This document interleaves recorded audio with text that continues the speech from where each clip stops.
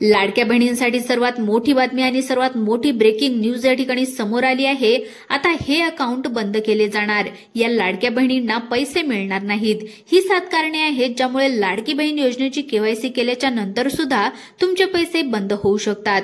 आता ही 7 कारणे नेमकी कोणकोणती आहेत आणि जर या कारणांमध्ये तुम्ही बसत नसाल तर तुम्ही बिंदास केवायसी करा, तुमचे पैसे या ठिकाणी चालू राहणार आहेत।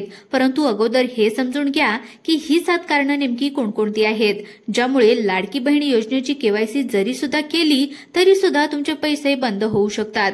चला तर आजच्या या व्हिडिओमध्ये आपण समजून घेऊया हे कारण कोणकोणती आहेत आणि यामध्ये तुम्ही बसता का। त्यामुळे हा व्हिडिओ अत्यंत महत्त्वाचा आहे। तुमच्या सर्व मित्रांना शेअर करा आणि चॅनलवर जर तुम्ही पहिल्यांदाच आले असाल, नवीन आले असाल तर चॅनलला सुद्धा सबस्क्राइब करून ठेवा। चला तर पाहूया ही 7 कारणे कोणकोणती आहेत। लाडकी बहीण योजनेची केवायसी केल्याच्या नंतर किंवा नाही केली तरी सुद्धा हे लाभार्थी अपात्र होणार आहेत। सगळ्यात पहिला आणि महत्त्वाचा जो काही मुद्दा आहे आणि या 7 मुद्द्यामध्ये तुम्ही कुठे बसता का ते एकदा तुम्ही नीटपणे समजून घ्या। तर पहिला मुद्दा किंवा पहिलं जे काही कारण आहे ते आपण या ठिकाणी पाहणार आहोत। तर आता यातलं पहिलं जे काही कारण आहे ते कारण किंवा ही जी काही चूक आहे तर ती 99% महिलांनी केलेली नाही। 1% महिलांचा प्रॉब्लेम असू शकतो, पण हा नंबर 6 आणि नंबर 7 हे जे काही कारण आहेत किंवा ही जी काही गोष्ट आहे किंवा ही जी काही चूक आहे तर ही 80% महिलांनी केलेली आहे। त्यामुळे सगळे कारण पहा, व्हिडिओ अजिबात बंद करू नका। तर पहा, या ठिकाणी पहिलं कारण आहे बघा, ज्यामध्ये आधार कार्डमध्ये असलेल्या 3 चुका। आता पहा, आधार कार्डमध्ये मुख्यत्वे आणि 3 महत्त्वाच्या गोष्टी तुम्हाला आता चेक करणं गरजेचं असणार आहे, अन्यथा तुम्हाला लाभ ई-केवायसी केला तरी सुद्धा बंद होऊ शकतो। आधार कार्डची पहिली चूक जी आधार कार्डच्या बाबतीमध्ये आलेली आहे तर ती आधार कार्डवरचं नाव आणि खात्यावरचं नाव हे मिसमॅच असणं किंवा सारखं नसणं। असं जर असेल तर एका क्षणामध्ये तुमचं नाव हे लाडकी बहीण योजनेतून रद्द होणार आहे। आता तुम्ही म्हणाल आमचे सर्व डॉक्युमेंट्स ओके आहेत, तर तुमच्यासाठी आधार कार्डची दुसरी चूक जी अतिशय गंभीर आहे तुम्ही लक्षात घ्यायची आहे, तर ती म्हणजे की तुमच्या आधार कार्डवर जन्मतारीख जी आहे तर ती बरोबर आहे का। काहींच्या जी जन्मतारीख आहे तर ती जन्मतारीख फक्त वर्षच लिहिलेली आहे, त्याच्यावर महिना आणि तारीख नाही। तर ते दुरुस्त केलं नसेल तर तुमचा लाभ या ठिकाणी बंद होणार आहे। याच बरोबर आधार कार्डची सगळ्यात जास्त गंभीर चूक आहे की ज्याच्यामुळे तुम्हाला तुमचा लाभ हा या ठिकाणी बंद होऊ शकतो, ती म्हणजे तुमच्या आधार कार्डवर जर जन्मतारीख बदललेली असेल, जन्मतारीख तुम्ही मॉडिफाय केलेली असेल। काही महिला या योजनेच्या निकषामध्ये बसत नव्हत्या, त्यांनी आधार कार्डमध्ये छेडछाड केली आहे, त्यांची जन्मतारीख पुढे किंवा मागे घेतली, तर असं जर केलेलं असेल तर 100% तुमचा लाभ या ठिकाणी बंद होणार आहे। तुमचा लाभ या ठिकाणी बंद होण्यापासून कोणीही रोखू शकत नाही। आणि एक आधार कार्डची चूक अशी आहे जी फक्त लाभ बंद करणार नाही तर ती तुमचे पैसे, सर्व पैसे वसूल करून सुद्धा घेऊ शकते आणि सरकार तुम्हाला जेलमध्ये देखील या ठिकाणी टाकू शकते। ती म्हणजे काही पुरुषांनी स्वतःचं नाव बदलून महिला असं दाखवलेलं आहे, महिलांचा फोटो लावलेला आहे आणि लाभ या ठिकाणी घेतला आहे। हे सगळे रेकॉर्ड सरकारकडे आधार नंबरवर प्राप्त क्षणी ओपन होत आहेत आणि ई-केवायसी केली की तुम्ही खरे पुरुष आहात की महिला आहात हे सगळं त्या ठिकाणी समजणार आहे। त्यामधून तुमचे सगळे पैसे वापस घेतले जाणार आहेत, वसुली केली जाणार आहे आणि एवढंच नाही तर तुम्हाला तुरुंगवास देखील होणार आहे। ज्या लोकांनी बोगस पद्धतीने या ठिकाणी आधार कार्डमध्ये छेडछाड करून तुमचं वय भरत नसताना देखील त्यामध्ये जास्त वय दाखवून योजनेचा जर तुम्ही लाभ घेतलेला असेल तर ई-केवायसी केल्याच्या नंतर हे सगळे लोक उघड पडतील, त्यांचे पैसे सुद्धा बंद होतील। आता हे झालं पहिलं कारण ज्यामुळे तुम्ही ई-केवायसी जरी केली, तुम्ही नियमामध्ये बसत जरी असले तरी सुद्धा तुमचा लाभ या ठिकाणी बंद होणार।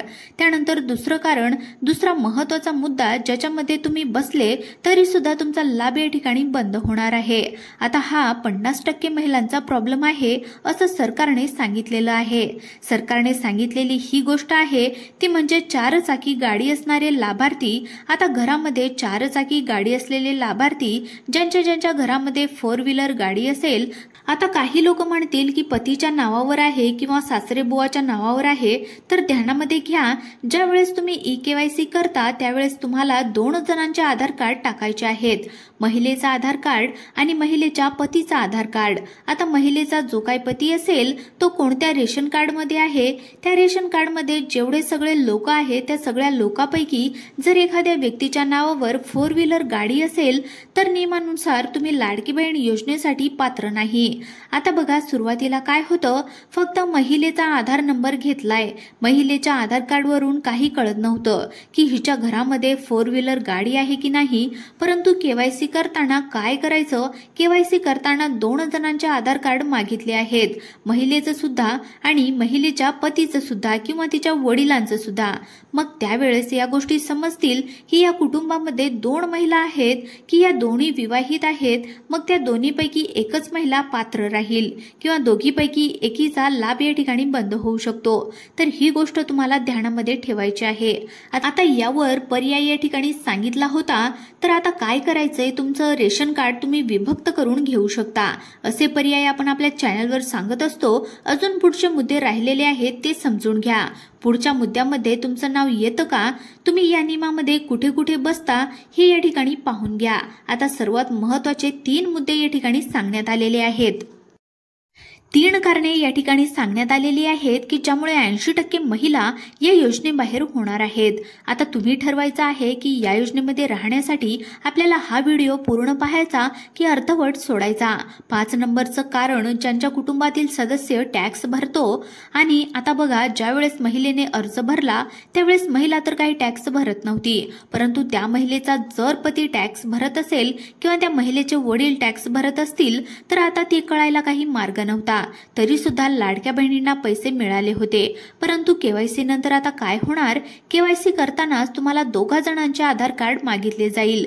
पतीचं आधार कार्ड ज्यावेळेस तुम्ही टाकलं त्यावेळेस तो पती, त्या महिलेचा जो काही पती असेल तो जर इन्कम टॅक्स भरत असेल तर अशा महिला या ठिकाणी लाडकी बहीण योजनेतून काय होतील तर आपोआप अपात्र होतील. त्यामुळे तुम्हाला ह्या गोष्टी ध्यानामध्ये ठेवायच्या आहेत.